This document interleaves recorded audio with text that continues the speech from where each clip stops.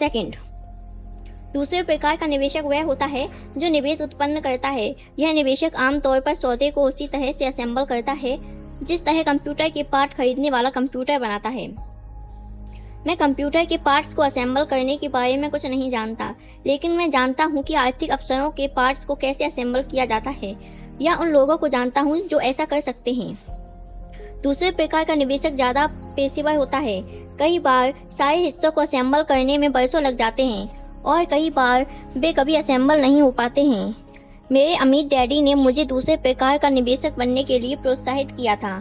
यह सीखना महत्वपूर्ण है कि पार्ट्स को एक साथ असेंबल कैसे किया जाए, क्योंकि यही पर भारी जीत का मौका होता है। लेकिन अगर लहरें आपके खिलाफ हो जाएं, तो कई बार भारी नुकसान की आशंका भी होती है। अगर आप दूसरे प्रकार के निवेशक बनना चाहते हैं तो आपको 3 मुख्य योग्यताएं विकसित करने की आवश्यकता है। फर्स्ट, कोई ऐसा अवसर खोजें जिसे बाकी सभी ने नज़रअंदाज कर दिया हो। आप अपने दिमाग से वह देख लेते हैं जो दूसरे लोग अपनी आंखों से नहीं देख पाते हैं। मिसाल के तौर पर, मेरे एक मित्र ने एक पुराना खस्ता हाल मकान खरीदा। यह भूतहा दिखता था। हर कोई इस बात पर हैरान हो रहा था कि उसने ऐसे क्यों खरीदा।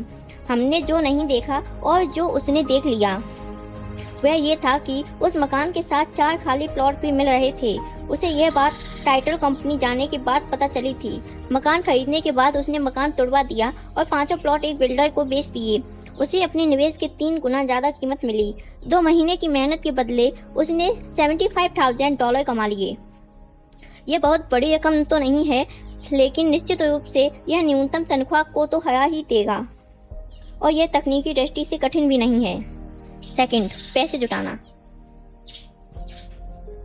आम आदमी पैसे जुटाने के लिए सिर्फ बैंक तक जाता है, मगर दूसरे प्रकार के निवेशक को यह पता होना चाहिए कि पूंजी कैसे जुटाई जाती है और बैंक जाए बिना कितने तरीके से पैसे की व्यवस्था की जा सकती है।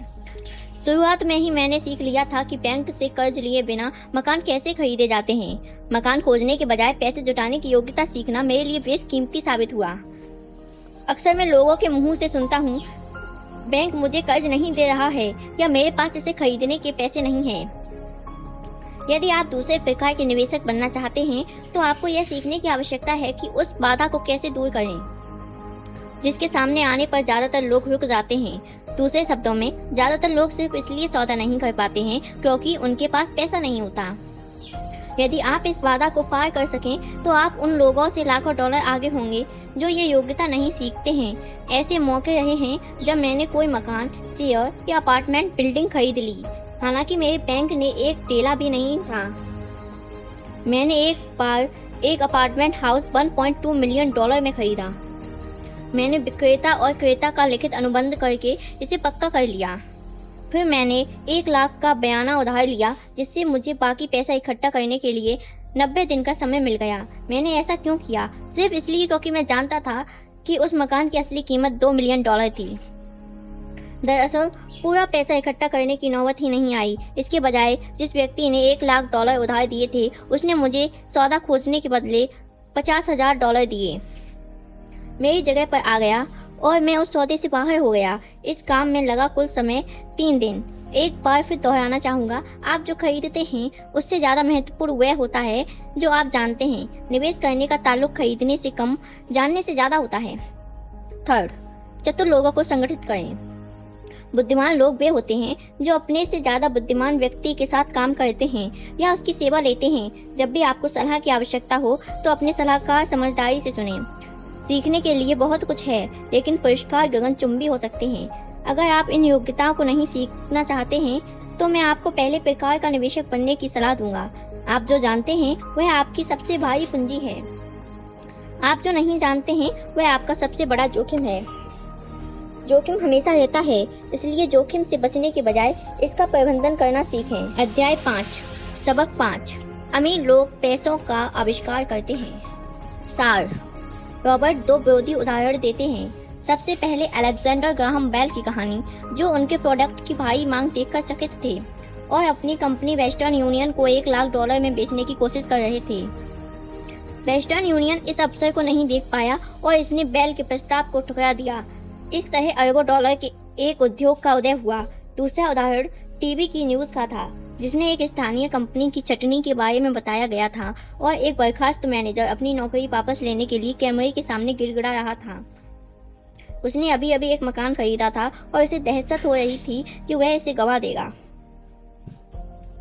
डर और आत्मशंका हम सभी में होते हैं। रॉबर्ट 1984 से पेशेवर रूप से सिखा रहे हैं और उन्होंने इसे हजारों लोगों तथा खुद में भी देखा है। हम सभी में जबरदस्त क्षमता होती है, लेकिन हम सभी में आत्मशंका भी होती है। साहस सफल जीवन जीने में फर्क डाल सकता है। रॉबर्ट कहते हैं कि शिक्षक के रूप में उनका दिल उन विद्यार्थियों को देखकर टूट जाता था जो जवाब तो जानते थे लेकिन उन पर काम करने से घबराते थे। वित्तीय प्रतिभा के लिए तकनीकी ज्ञान के साथ ही साहस की भी आवश्यकता होती है। जोखिम लो, साहसी बनो, अपनी प्रतिभा से उस डर को शक्ति तथा चतुराई में बदल लो। ऐसी सलाह जो कुछ को आंतकित कर देगी, क्योंकि पैसे के मामले में बहुत सारे लोग इसे सुरक्षित तरीके से खेलते हैं। हमारे संसार में आगे कई परिवर्तन हैं और अपने वित्तीय IQ को विकसित करने से आपको भविष्य के परिवर्तनों को दहशत से नहीं बल्कि रोमांच के चश्मे से देखने की अनुमति मिलती है। आप अवसरों को देखेंगे और उन पर काम करेंगे, उन लोगों के विपरीत जो अपने डर की वजह से हाशिए पर रह जाते हैं और दूसरों को साहस से आगे बढ़ते देखते हैं। 300 साल पहले जमीन दौलत थी, बाद में दौलत फैक्ट्रियां और उत्पादन में थी। आज दौलत जानकारी में है, लेकिन जानकारी प्रकाश की गति से पूरे संसार में उड़ती है। इसलिए परिवर्तन ज्यादा तीव्र तथा ज्यादा नाटकीय होंगे। नए मल्टीमिलियनियर्स की संख्या में नाटकीय वृद्धि होगी।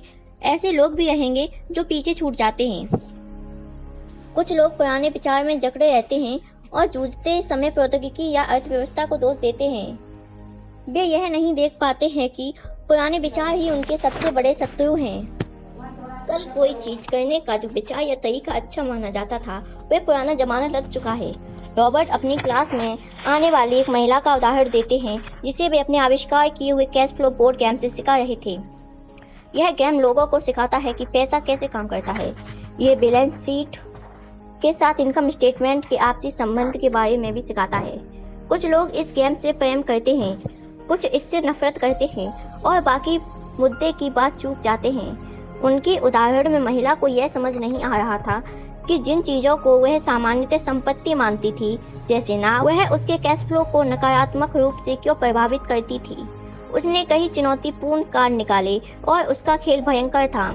अंत में वह नाराज हो गई और उसने रिफंड मांग लिया। वह यह मानने को ही तैयार नहीं थी कि खेल उसकी मानसिकता की झलक दिखाता है। खेल सीखने सिखाने के शक्तिशाली साधन हैं, क्योंकि वे व्यवहार की झलक होते हैं और तुरंत फीडबैक देते हैं। बाद में रॉबर्ट को उस नाराज महिला के बारे में आगे जानकारी मिली। वह शांत हो गई थी और खेल तथा अपने जीवन के बीच थोड़ा संबंध भी देखने लगी थी।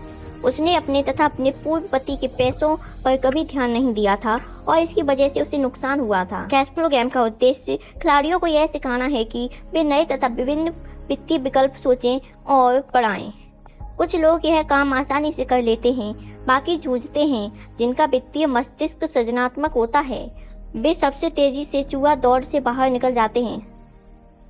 इस खेल को खेलने वाले कुछ लोगों के पास बहुत सा पैसा होता है, लेकिन उन्हें यह समझ नहीं आता कि वे इसका क्या करें। यह जीवन में भी सच है। इस खेल को खेलने वाले कुछ लोग शिकायत करते हैं कि उन्हें सही कार्ड नहीं मिल रहा है और वे वहां बस बैठे रहते हैं। कुछ को एक भारी अवसर वाला कार्ड मिल जाता है, लेकिन उनके पास उस पर काम करने के लिए पैसे नहीं होते, और दूसरों के पास पैसे भी होते हैं, उन्हें एक बेहतरीन कार्ड भी मिल जाता है, लेकिन वे उस अवसर को नहीं देख पाते जो मौजूद होता है। वे सारे व्यवहार असल जीवन में भी होते हैं। वित्तीय बुद्धि का मतलब है ज़्यादा विकल्प होना, अवसर उत्पन्न करने वाले तरीके सोचना या स्थितियों को इस तरह बदलना ताकि वे आपके पक्ष में काम करें। भाग्य को बनाया जाता है, इसलिए जाकर अपना भाग्य बनाएं। पैसा जो असली नहीं होता, बल्कि सिर्फ वह होता है जिसे मानने के लिए हम सहमत होते हैं। हमारी सबसे बड़ी संपत्ति नहीं है, हमारी सबसे बड़ी संपत्ति तो हमारा मस्तिष्क है। इसे अच्छी तरह प्रशिक्षित करें। विचारों और अनुबंधों के दम पर ही करोड़ों डॉलर कमाए जा सकते हैं। हर महीने थोड़े पैसे बचाना एक दमदार विचार है, लेकिन इससे आप वास्तविकता के प्रति अंधे हो सकते हैं और विकास के ज़्यादा महत्वपूर्ण अवसरों को चूक सकते हैं। 1990 के दशक की शुरुआत में फिनिक्स की अर्थव्यवस्था बहुत खराब थी। रॉबर्ट और उनकी पत्नी किम ने रियल एस्टेट में निवेश करके इसका लाभ लिया।